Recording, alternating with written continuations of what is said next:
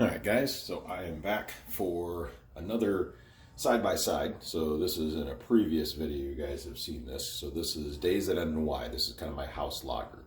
So wanted to do a side-by-side of these and kind of show you where we're at now that it's had some time. So that is one of them, and then we'll come back and talk through it and what we have here and what I'm doing with them. So we'll get a kind of a good look on these, and then we'll get an idea where we're at. So, all right, hold tight. We'll go sit down and we'll talk a little bit about what we got.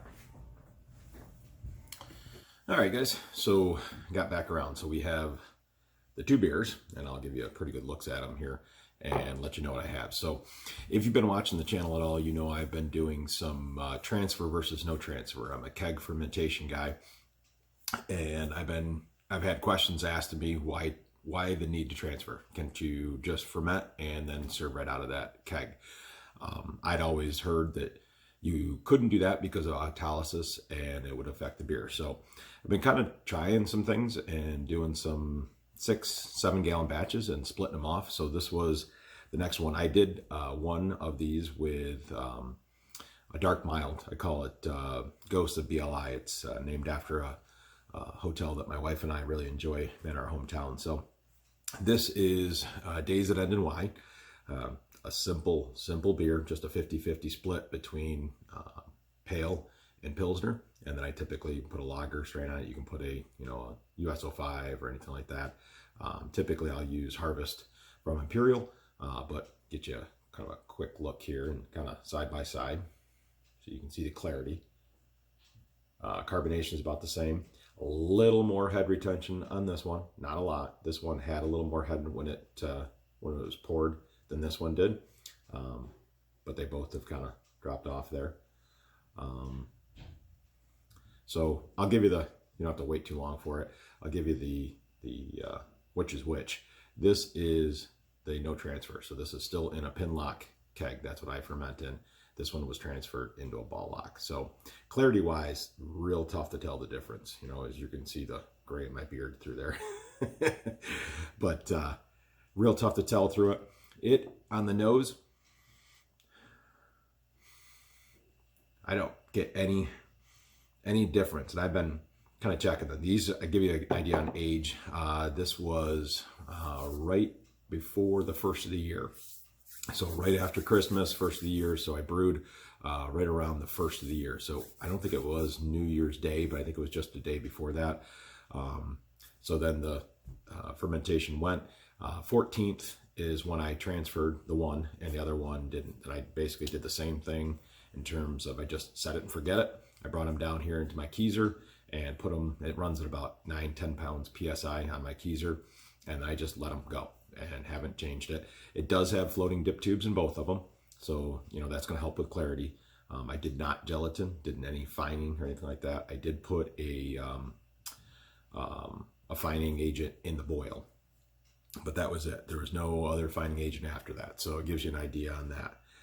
You get your typical lager, clean, not a sulfury type of thing, but you get that, a typical lager type of nose on it. You get a little bit of the breadiness there, but it's really hard to tell. I mean, I don't get anything different out of the two of these. On the flavor on these, I did end up using Crystal on the hop. I typically use Saaz for this recipe, but I went through at Christmas time and looked at all the hops I have, and it's gotten out of control. I have way too many hops. So I've made a decision this year. I am going to brew based on the hops I have, based on the hops and based on the yeast that I have in-house. So I need to work through the hops and don't waste them. So I want to work through that. So I have a ton of Yakima Valley hops, another sponsor of the group, but I need to work through those. So I don't typically use that. And this, I don't know, it's not quite right, but it's still a very good beer. I'm drinking it just fine without a problem. But so let's go in for a taste side by side here.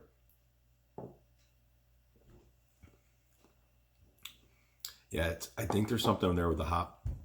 It's hard to put a descriptor on it. I mean, the flavor is, I can't tell the two different. I really, if you were to ask me, or somebody gave me a blind between the two, I don't know that I could tell the difference. I had guys over, and they ended up telling the difference. And these are brewers and guys off of Brew Tubers: Jerry, John, Dave, and Scott, all guys part of the club. We're doing a barrel project separate from this, and I asked them to try this, and just a side by side. I didn't do a triangle test or anything, just a side by side. Can you tell the difference? And they ended up looking at carbonation and head retention, and they were able to tell the difference between that, but not really a difference in terms of flavor, clarity, taste. So it was kind of a, I don't know. It basically said, all right, it's doing what I wanted it to do. If I noticed a major change, and again, this is 6 weeks now, it's been sitting in the keg, middle of January, and we're 4th of March today. If I was having a, something really oddly different between the two, I think it'd be hard to stick with this. But right now, I mean, this is only my second experiment with it, so I'm going to continue to try.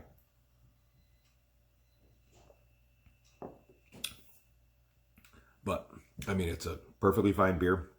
I don't get any off flavors with it. As I was saying, the flavor on it is just not quite right. I don't have my notes right in front of me on what I did, but I typically do a bittering addition, and I use crystal again, as I said, in the SAS. The alpha acids were pretty close. I guess the best way I put it, maybe it's a little more herbal. It's a hard descriptor. I don't quite, and I've never used crystal before. I actually had it as, I think someone gave it to me. I don't remember how I got it now.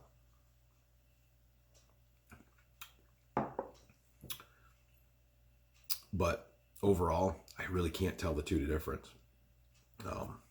As it's lacing on this one's a little bit better, but this does have a little lacing there too.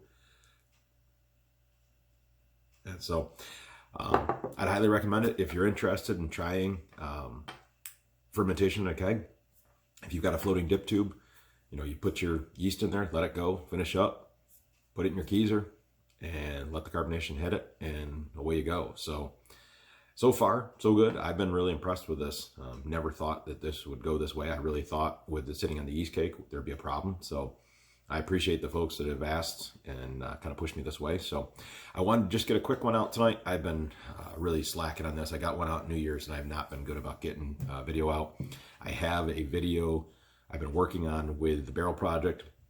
Unfortunately, each time I try to finalize the video, it comes up with some corruption file, and it continues to get worse. So I'm going to try to, I still have the video, the raw footage. I'm going to try to redo it. So I apologize. I was going to break it up into a couple of parts. So I have everything. I just need to continue to work on that. So this is my last weekend working. I work Saturdays as well as my typical job. So it's my last weekend working it's been since basically Christmas.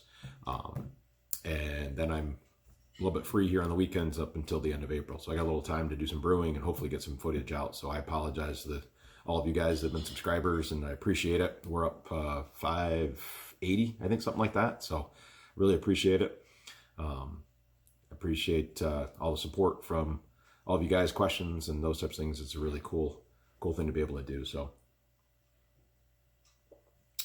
if you have any questions on this, I'll try to put some information in the description, throw some links in there of what I've been doing.